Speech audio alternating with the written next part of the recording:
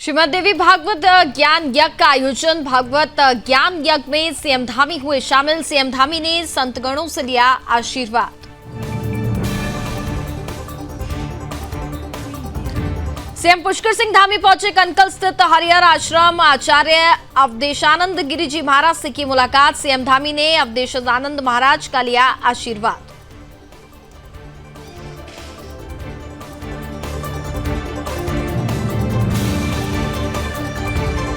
CM Pushkar Singh Dhami से मिलने पहुंचे केंद्रीय राज्य मंत्री वीके सिंह ने सीएम धामी से की मुलाकात। राज्य से संबंधित समसामयिक विषयों पर की चर्चा।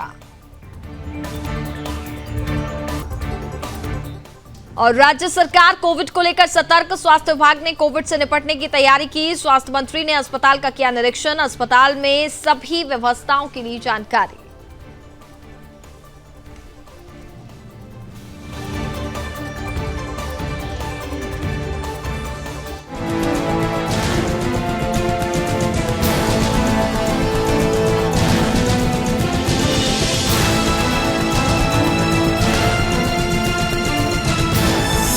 आप देख रहे हैं सुदर्शन न्यूज।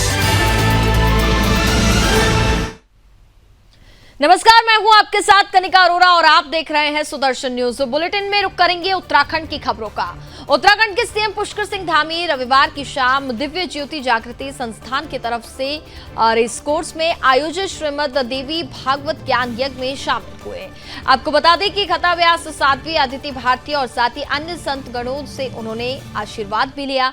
इस दौरान सीएम धामी ने कहा कि दिव्य ज्योति संस्थान की तरफ से समाज उत्थान और सामाजिक जनजागृति के लिए किए जा रहे प्रयास सराहनीय है और इसके साथ ही सराहनीय ही नहीं, समाज के लिए प्रेरणादायी भी है। उन्होंने कहा कि संस्था की तरफ से नशा मुक्ति की दिशा में भी कार्य किया जा रहा है।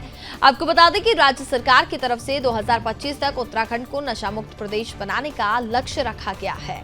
उन्होंने इस दिशा में सहयोग के लिए सभी सामाजिक संगठनों और संस्थानों का सहयोगी बनने का आह्वान किया है। मुख्यमंत्री ने कहा कि समाज के उत्थान के लिए किए जाने वाले कार्यों की सफलता में जन सहयोग जरूरी होता है।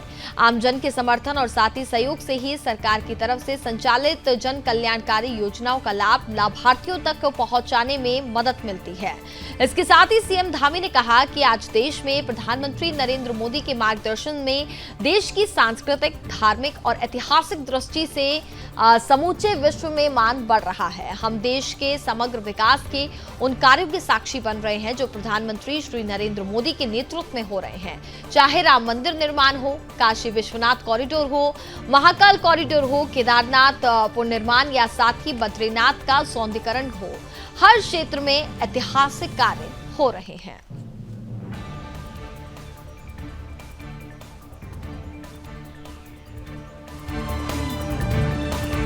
उत्तराखंड के सीएम पुष्कर सिंह धामी ने रविवार को कनकल स्थित हरिहर आश्रम पहुंचे, जहां सीएम धामी ने आचार्य महामंडलेश्वर अवधेशानंद गिरी जी महाराज से शिष्टाचार भेंट की। इस दौरान मुख्यमंत्री धामी ने उनका आशीर्वाद प्राप्त किया। साथ ही सीएम धामी ने आचार्य महामंडलेश्वर अवधेशानंद गिरी जी महाराज से बातचीत भी की।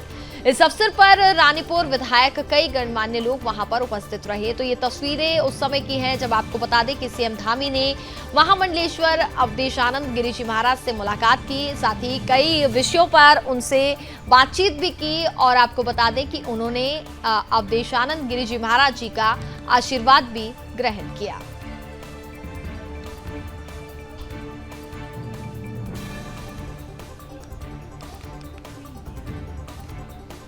खबरों में आगे बढ़ेंगे। उत्तराखंड के सीएम पुष्कर सिंह धामी से रविवार को मुख्यमंत्री आवास स्थित मुख्यमंत्री कैंप कार्यालय में केंद्रीय सड़क परिवहन राजमार्ग और साथ ही नगर विमानन राज्य मंत्री जनरल डॉक्टर वीके सिंह से शिष्टाचार भेंट की। इस बीच दोनों के बीच काफी देर तक बताया जा रहा है कि बातचीत हुई। ये तस्वीरें उसी समय की हैं जब वे उनसे मुलाकात करने पहुंचे और इस बीच बताया जा रहा है कि कई विषयों पर बातचीत की गई है। और आपको बता दें कि साथ ही इस अवसर पर उन्होंने राज्य से संबंधित विभिन्न समसामयिक विषयों पर भी मुख्यमंत्री से चर्चा की। वहीं देवभूमि के विकास से संबंधित विषयों पर भी बातचीत की गई कि देवभूमि को और कैसे बेहतर बनाया जा सकता है, साथ ही किस तरीके से नशामुक्त अभियान जो चल रहा है 2025 तक उत्तराखंड को नशामुक्त बनाना है, साथ ही सड़कों को और किस तरीके से बेहतर किया जाए। और अब जो कि 4 धाम की यात्रा भी शुरू होने वाली है, ऐसे में कई विषय हुए थे जिन पर सीएम पुष्कर सिंह धामी ने केंद्रीय राज्य मंत्री से बातचीत की।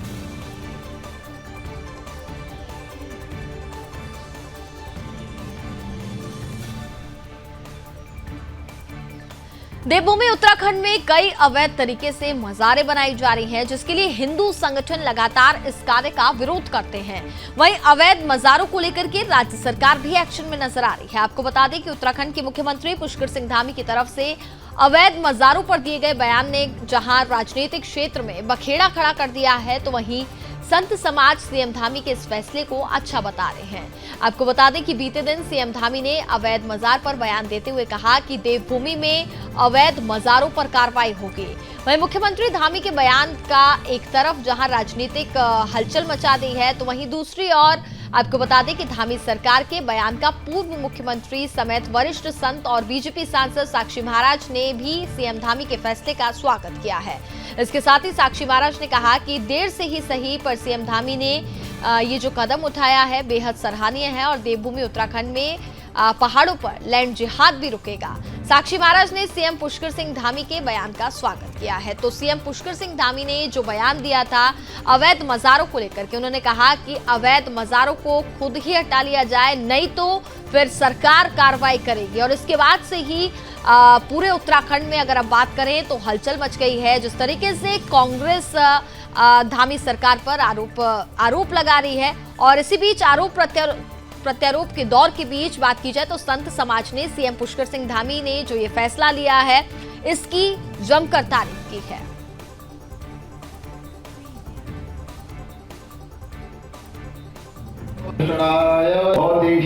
मुझे लगता है देर से उठाया हुआ एक बहुत ही अच्छा स्तुत्य कार्य है। अवैध कार्य, अवैध मज़ार या अवैध जो कुछ भी है वो राष्ट्र से हटना ही चाहिए। उन्होंने कहा का काम है, मेरा काम नहीं है। सरकार चिन्हित करेगी अवैध क्या क्या है और अवैध को हटाने का अगर संकल्प सरकार ने लिया है तो मैं हृदय की गहराई से धामी जी को बहुत बहुत साधुवाद देता हूँ, बधाई देता हूँ और आशीर्वाद भी देता हूँ। कल ही मेरे संज्ञान में आया था कुछ देवभूमि उत्तराखंड में विसंगतियां हैं और लोग यहाँ की संस्कृति को नष्ट करना चाहते हैं, उसको बनाए रखें। तो देश में कोविड के बढ़ते मामलों ने एक बार फिर से सभी की चिंताएं बढ़ा दी हैं। आपको बता दें कि 24 घंटों में देश में 5,880 नए मामले दर्ज किए गए हैं, जिसको देखते हुए केंद्र ने सभी राज्य को टेस्टिंग और टीकाकरण को बढ़ाने और साथ ही सतर्क रहने के लिए कहा है। उत्तराखंड में भी कोरोना के बढ़ते आंकड़ों ने सरकार की चिंताएं और ज्यादा बढ़ा दी हैं। पिछले 24 घंटों में उत्तराखंड में 30 नए मरीजों की कोविड में पुष्टि हुई है। बढ़ते मामलों को देखते हुए स्वास्थ्य मंत्री डॉक्टर धन सिंह रावत ने कोविड से निपटने के लिए अस्पतालों में की जा रही तैयारियों का जायजा लिया। स्वास्थ्य मंत्री डॉक्टर धन सिंह रावत ने कहा कि इस समय प्रदेश में कोविड की स्थिति सामान्य है, फिर भी राज्य सरकार कोविड को लेकर के सतर्क है। उन्होंने कहा कि स्वास्थ्य विभाग टीकाकरण और टेस्टिंग को बढ़ा रही है, जबकि वो जनता से भी अपील करना चाहती है कि जिन्होंने भी टीकाकरण नहीं कराया है या बूस्टर डोज नहीं ली है तो समय पर टीकाकरण करा लें। मंत्री ने कहा कि वैक्सीनेशन के लिए केंद्र से भी डोज मंगाई गई है, जिनके आने पर वैक्सीनेशन के अभियान में और भी तेजी लाई जाएगी। तो आपको बता दें कि जिस तरीके से अब कोरोना के आंकड़े देश भर में काफी तेजी से बढ़ते जा रहे हैं, उसी को लेकर के केंद्र सरकार ने भी सभी राज्यों को कहा है अलर्ट मोड पर रहने पे, पूरी तरीके से कोविड को लेकर के अस्पतालों में क्या कुछ व्यवस्थाएं हैं इसकी जानकारी लेने को कहा। और इसी के चलते प्रदेश के स्वास्थ्य मंत्री डॉक्टर धन सिंह रावत ने अस्पताल का औचक निरीक्षण किया है। इस दौरान उन्होंने बताया कि हमें बिल्कुल भी घबराने की जरूरत नहीं है, लेकिन सावधानी बरतनी होगी और साथ ही जिन लोगों ने अभी तक कोरोना की वैक्सीन नहीं लगवाई है या फिर बूस्टर डोज अभी तक नहीं लिया है तो वो कोरोना की वैक्सीन जल्द से जल्द लगवाएं।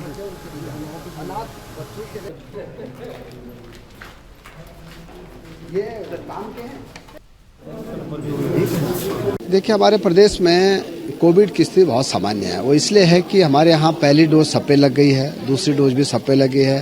प्रिकॉशन डोज हमारे यहाँ लगभग 27-28% लोगों पे लग चुकी है।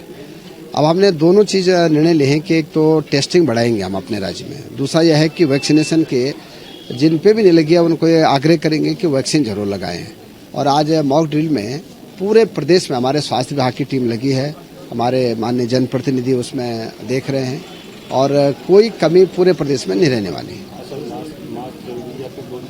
देखिए, मास्क के लिए अभी अंतिम निर्णय तब होगा जैसे परिस्थितियां होंगी कि अगर कोविड के केस बढ़ते हैं तो तब जाके इस पर निर्णय लिया जाएगा। बीजेपी महिला मोर्चा प्रदेश कार्य समिति की बैठक का दूसरा दिन है। कार्य समिति मुख्यमंत्री पुष्कर सिंह धामी परामर्श निकेतन पहुंचे, जिसमें सूबे के मुख्यमंत्री पुष्कर सिंह धामी सहित प्रदेश अध्यक्ष महेंद्र प्रसाद भट्ट और महिला मोर्चा के राष्ट्रीय और साथ ही प्रदेश भर के तमाम पदाधिकारी इसमें शामिल हुए। सीएम धामी ने कहा कि जब देश में मातृशक्ति का योगदान बढ़ता है तब देश का विकास सुनिश्चित हो जाता है। इसके साथ ही सीएम धामी ने पीएम मोदी की तारीफ करते हुए कहा कि पीएम मोदी का नए भारत का सपना भी है कि नारी सशक्त हो और देश के विकास में मातृशक्ति की बराबरी की भागीदारी भी हो। वहीं आगामी लोकसभा और नगर निकाय चुनाव को देखते हुए इस बैठक को काफी ज्यादा महत्वपूर्ण भी माना जा रहा है। आने वाले लोकसभा और निकाय चुनाव के लिए सभी मोर्चे को अहम जिम्मेदारी के साथ जनता तक बीजेपी की नीतियों को पहुंचाना ये उनकी जिम्मेदारी है और इसके साथ ही किस तरीके से सभी योजनाएं काम कर रही हैं इसका भी पूरी तरीके से ध्यान रखा जा रहा है। देखिए, भारतीय जनता पार्टी के सभी मोर्चों की प्रदेश की कार्य समिति आजकल चल रही है। कुछ मोर्चों की बैठक हमारी हो चुकी थी, कल किसान मोर्चा, महिला मोर्चा की बैठक यहाँ पर है।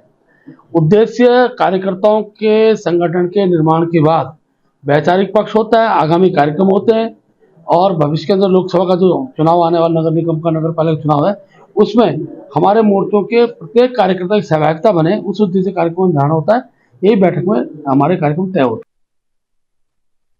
खबरों में आगे बढ़ेंगे। उत्तराखंड सरकार की तरफ से प्रदेश में सख्त नकल अध्यादेश लागू करने के बावजूद भी इस गोरख धंधे में शामिल लोगों के हौसले लगातार बुलंद है। ऐसे लोग कम समय में मोटी कमाई के चक्कर में हजारों मेहनती युवाओं का भविष्य बर्बाद कर रहे हैं, पेपर लीक करने में जुटे हुए हैं। पेपर लीक की घटनाओं के बाद राज्य सरकार और आयोग पर लगातार कई सवाल उठाए जा रहे हैं। आपको बता दें कि पेपर लीक के तमाम मामले पहले भी सामने आए हैं और उनमें एसटीएफ ने दर्जनों लोगों को गिरफ्तार भी किया है। पटवारी भर्ती परीक्षा के भी पेपर लीक होने के बाद आयोग ने फॉरेस्ट गार्ड और साथी भर्ती परीक्षा की तारीख बदल करके 9 अप्रैल की थी। मेहनती युवाओं के भविष्य पर वंटा लगाने वालों के खिलाफ उत्तराखंड सरकार ने सख्त कार्रवाई के लिए सख्त नकल अध्यादेश लागू किया है। बावजूद इसके ऐसे लोग लगातार इस तरह के कृत्यों को अंजाम दे रहे हैं और उन्हें कानून का कोई डर नहीं है। रविवार को हुई परीक्षा को लेकर के एसटीएफ का कहना है कि उन्होंने पेपर लीक कराने वाले गिरोह के पेपर लीक होने से पहले ही गिरफ्तार कर लिया, जबकि बेरोजगार युवाओं की ओर से यह दावा किया जा रहा है कि इस परीक्षा का भी पेपर लीक हुआ है। आपको बता दें कि इससे पहले भी तमाम परीक्षाओं के पेपर लीक हुए हैं और एसटीएफ ने दर्जनों लोगों को इस मामले में गिरफ्तार भी किया है। और जिस हिसाब से हमें चीजें माननीय मुख्यमंत्री जी द्वारा लगातार निर्देश दिए जा रहे हैं कि जो भी नकल माफिया हैं उन पर सख्त से सख्त कार्रवाई की जाए और इसी क्रम में उत्तराखंड में एक सख्त नकल विरोधी कानून भी बनाया गया है और इसमें आयोग के द्वारा जो भी परीक्षाएं की जाती हैं उनमें लगातार पुलिस के द्वारा सतर्क दृष्टि रखी जाती है। इसी क्रम में एक सूचना एसटीएफ की टीम को प्राप्त हुई थी कि जो रविवार को 9 अप्रैल को वन आरक्षी की परीक्षा होने वाली है उसमें कुछ लोग हैं जो कि इसमें नकल कराने का षड्यंत्र रच रहे हैं। तो उसी क्रम में एसटीएफ की टीम द्वारा नारसन में मंगलौर थाना क्षेत्र में एक कोचिंग सेंटर है जिस पर दबिश दी गई और वहां से 2 लोगों को अरेस्ट किया गया है जिनके नाम मुकेश सैनी और अजित पुंडीर हैं। ये पूर्व में भी नकल कराने के उसमें जा चुके हैं जेल। इनका पहले भी आपराधिक इतिहास रहा है और इनसे जानकारी करने में आया है कि इन्हें लगभग 15 अभ्यर्थियों से 50,000 से लेकर लगभग 1 लाख रुपए तक इस परीक्षा में नकल कराने के नाम पर लिए थे और इनकी योजना ये थी कि जो रचित पुंडीर है ये स्कूल में किसी भी परीक्षा केंद्र में इन्विजिलेटर के रूप में अपनी ड्यूटी लगवाने में लगा हुआ था और वहां से इसके द्वारा जो परीक्षा पत्र है, क्वेश्चन पेपर है, उसकी फोटो खींचकर बाहर मुकेश सैनी को दी जानी थी। और मुकेश सैनी द्वारा कई सारी ब्लूटूथ डिवाइस मंगाई गई थी, जो कि उसने छात्रों को, जो अभ्यर्थी थे, उनको वितरित कर दी थी और उनको फोन करके उन डिवाइस पर उसके आंसर्स बताए जाने थे। तो इसमें ये लोग अपना जो नकल का एक कार्यवाही कर पाते, उससे पहले ही एसटीएफ के द्वारा कार्यवाही करते हुए इन लोगों को गिरफ्तार कर लिया गया है। और जो 15 अभ्यर्थी आए हैं, उनमें से 3 अभ्यर्थियों को तस्दीक कर लिया गया है और उन लोगों के विरुद्ध भी आगे कार्रवाई की जा रही है। देखिए सर, बार बार पेपर हो रहे हैं, बार बार पेपर लीक के मामले भी सामने आ रहे हैं। जैसे कि आज फॉरेस्ट गार्ड का पेपर था, तो फॉरेस्ट गार्ड के आज पेपर था, कल भी मतलब गिरफ्तारी हुई है।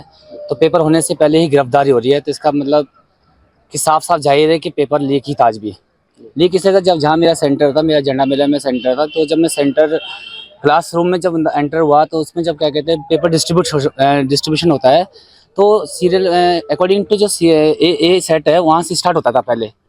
लेकिन इस बार जो है माहौल क्या कहते हैं सी से स्टार्ट करना शुरू कर दिया उन्होंने।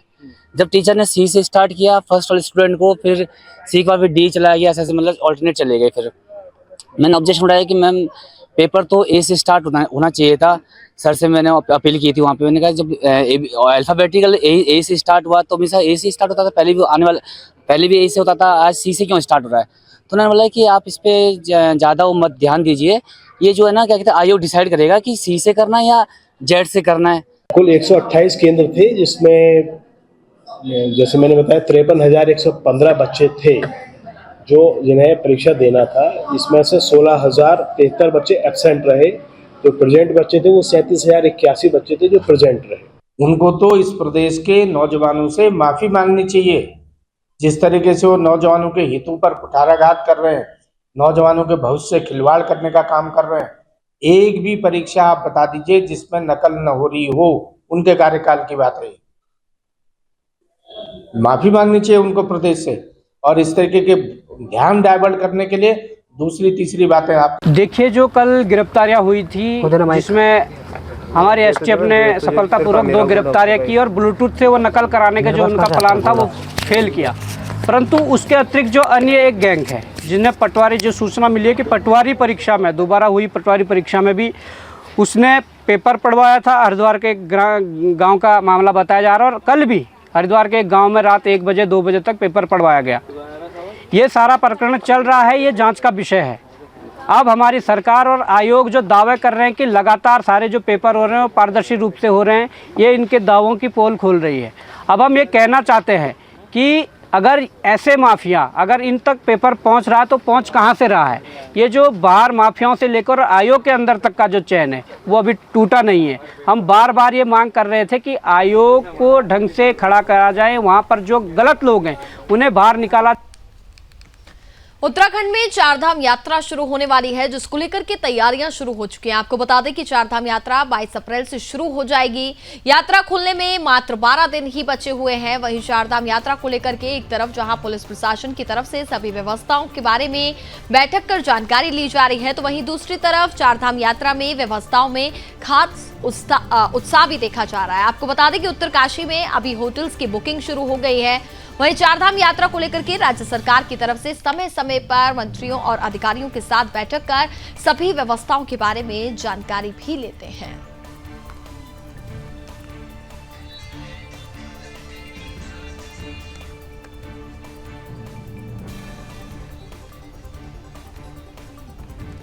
केंद्रीय मंत्री संस्कृति पर्यटन पूर्वोत्तर क्षेत्र विकास जी किशन रेड्डी 2 दिवसीय दौरे पर विकासखंड भटपारी का दौरा किए। सबसे पहले केंद्रीय मंत्री हेलीपैड पर पहुंचे, जहां पर आपको बता दें कि आईटीबीपी के जवानों के साथ मुलाकात कर भारत तिब्बत सीमा की जानकारी ली और उनका हालचाल जाना। उसके बाद ही मां गंगा शीतकालीन प्रवास मुक्पा में मां गंगा की पूजा अर्चना कर मां गंगा प्रांगण में सभी गांव वासियों की समस्याएं सुनी, जिसमें ग्रामीणों ने निम्न समस्याओं केंद्रीय मंत्रियों के सम्मुख रखी और इस दौरान उन्होंने जनता की समस्याओं को सुना। आपको बता दें कि देश के प्रधानमंत्री के आश्वासन पर सीमा पर बसे गांव के विकसित करने के लिए वाइब्रेंट विलेज के तहत विकास का खाका तैयार किया जा रहा है।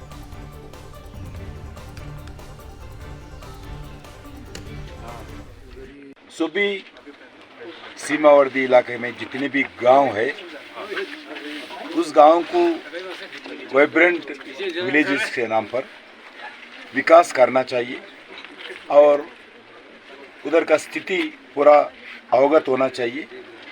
इसी दृष्टिकोण से भारत का प्रधानमंत्री नरेंद्र मोदी जी एक एक्शन प्लान बनाया। वाइब्रेंट विलेजेस विकास के लिए होम डिपार्टमेंट, अलग अलग ministers, whole of government approach के नाते जो भी मिनिस्टर काम कर सकते हैं इस गांव में, टूरिज्म कहे तो टूरिज्म करना चाहिए, रूरल मिनिस्ट्री है तो रूरल डेवलपमेंट मिनिस्ट्री काम करना चाहिए, होम मिनिस्ट्री करना है तो होम मिनिस्ट्री करना चाहिए, एग्रीकल्चर मिनिस्ट्री करना है तो ऐसा जो भी मिनिस्टर उनका डिपार्टमेंट का काम हो सकता है उस मिनिस्ट्रीज में काम करवाने के लिए प्रधानमंत्री आदेश दिया है। उससे पहले सभी मिनिस्टर्स को एक एक गांव को जाकर नैटाल रहना, खाली जाके भाषण दे के वापस नहीं आना चाहिए।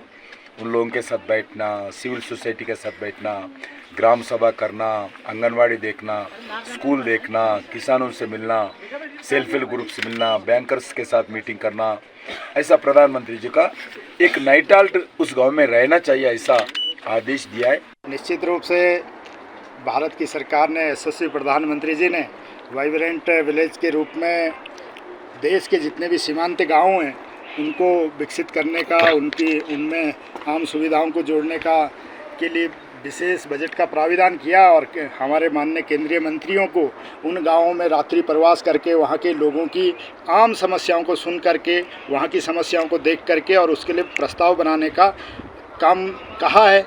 और उसी के नाते आज माननीय केंद्रीय मंत्री आदरणीय जी किशन रेड्डी जी हमारे मुखबा में आए हैं, हरसिल में आए हैं, धराली और बगोरी गांव, इन सब गांवों में लोगों के साथ बैठ करके बातचीत कर रहे हैं, यहाँ की समस्याओं को जान रहे हैं और यहाँ किस प्रकार से विकास किया जा सकता है। ये सीमांत गांव हैं हमारे, इन गांवों में आम सुख सुविधाओं से संपन्न करके ताकि लोगों को पलायन न करना पड़े, लोगों को यहीं रोज़गार मिले और यहाँ स्वरोजगार के संसाधन उपलब्ध हों, ऐसा एक प्लान तैयार करके हमने माननीय मंत्री जी से निवेदन किया है। क्योंकि वो पर्यटन मंत्री भी हैं और हमने पर्यटन मंत्री के नाते उनसे निवेदन किया है कि देश का सर्वश्रेष्ठ टूरिस्ट पैलेस एक पर्यटन ग्राम के रूप में यहाँ के जो ये 4 गांव हैं, हमारा मुखबा है, धराली है, बगोरी है, हरसिल है, इन गांवों को मिला करके एक क्लस्टर के रूप में एक पर्यटन ग्राम बनाया जाए जिसको देखने के लिए देश विदेश के लोग आएँ और लोगों को यहीं रोज़गार मिले, ऐसा हमने उनसे निवेदन किया। वीकेंड पर और चारधाम यात्रा के दौरान ट्रैफिक व्यवस्था को दुरुस्त बनाए रखने के लिए डीजीपी अशोक कुमार ने पुलिस अधिकारियों की बैठक ली। बैठक के बाद डीजीपी ने पत्रकार वार्ता कर बताया कि चारधाम यात्रा और वीकेंड के दौरान उत्तराखंड के बाहरी राज्य से आने वाले वाहनों को नेपाली फॉर्म से वाया भानीवाला की तरफ डाइवर्ट किया जाएगा, जिसके बाद पर्यटकों को भानीवाला होते हुए ऋषिकेश में प्रवेश दिया जाएगा।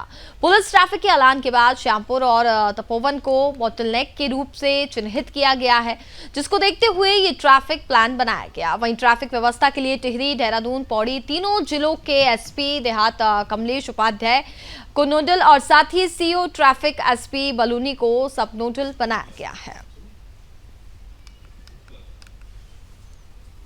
के लिए हमने तीनों जिलों की आज बैठक की है और अभी इसको थोड़ा फॉलो अप करेंगे और इसका विशेष प्लान बना रहे हैं।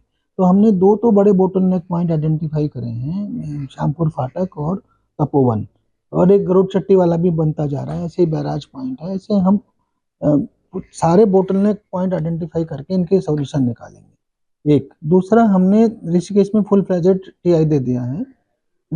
नंबर 3 जो है, वीकेंड्स पे निर्णय लिया गया है कि जो दिल्ली की तरफ से आने वाला ट्रैफिक है, हरिद्वार की तरफ से, उसमें स्टेट की गाड़ियों को छोड़ के उत्तराखंड नंबर की बाकी सभी गाड़ियों को वीकेंड पे जो है भानियावाला होके आना पड़ेगा, श्यामपुर होके नहीं आएंगे, भानियावाला होके आएंगे। ठीक है। इसी तरह वीकेंड्स पे जितना लौटता ट्रैफिक है वो गरुड़ चट्टी से बाई उधर से जाएगा, हिल रोड से। ठीक है। और तीसरा, इसी में क्योंकि इसको इम्प्लीमेंट करने के लिए वन वे वीकेंड पे लगेगा, बैराज से ऊपर वाहनों को नहीं जाने देंगे। उत्तराखंड में पुलिस प्रशासन को बड़ी कामयाबी हाथ लगी है। आपको बता दें कि जिले के खटीमा, पुलभट्टा और साथ ही ट्रांसन कैंप पुलिस ने 3 नशा तस्करों को लाखों रुपए के स्मैक के साथ गिरफ्तार किया है।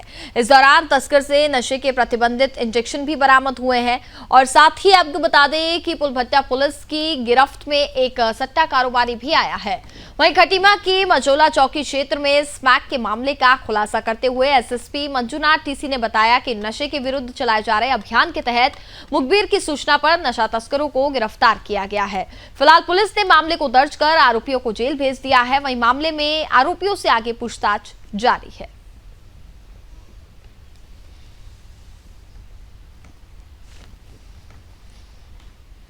उत्तराखंड के सीएम पुष्कर सिंह धामी शनिवार को कालाडूंगी पहुंचे, जहां बीजेपी की तरफ से कार्यक्रम का आयोजन किया गया। वहीं कार्यक्रम में मुख्यमंत्री पुष्कर सिंह धामी शामिल हुए।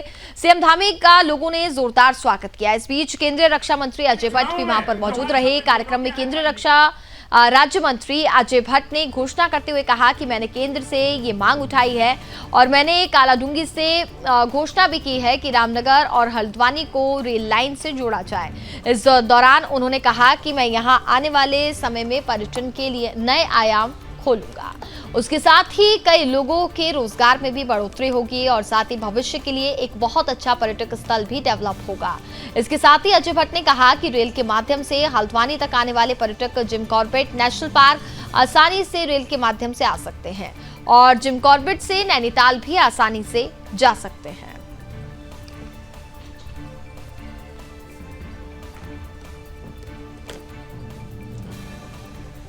सतत चलने वाली प्रक्रिया है। विकास कार्यों में लगातार हम आगे बढ़ रहे हैं और एक महत्वपूर्ण मांग मैंने भी केंद्र से भी उठाई है, आज मैंने घोषणा भी करी कि जिम कॉर्बेट पार्क नैनीताल यानी कि हल्द्वानी और रामनगर को अगर रेल से जोड़ दिया जाए तो भविष्य के लिए एक बहुत ही अच्छा पर्यटक स्थल भी डेवलप होगा। नैनीताल के पर्यटक Jim Corbett park, Jim Corbett के यहाँ आ सकते हैं, वरना घूम के पहले मुरादाबाद ट्रेन से फिर इधर को आना पड़ता है। एक सर्किट बनाने की बात भी आई है और यहाँ के हॉस्पिटल जो हैं उनके उच्चीकरण करने की मांग भी आई है। वो मांग भी है, थोड़ा मानकों में ढील देने की बात आई है। और इसी के साथ फिलहाल इस बुलेटिन में बस इतना ही। आप देखते रहिए सुदर्शन न्यूज। जय हिंद।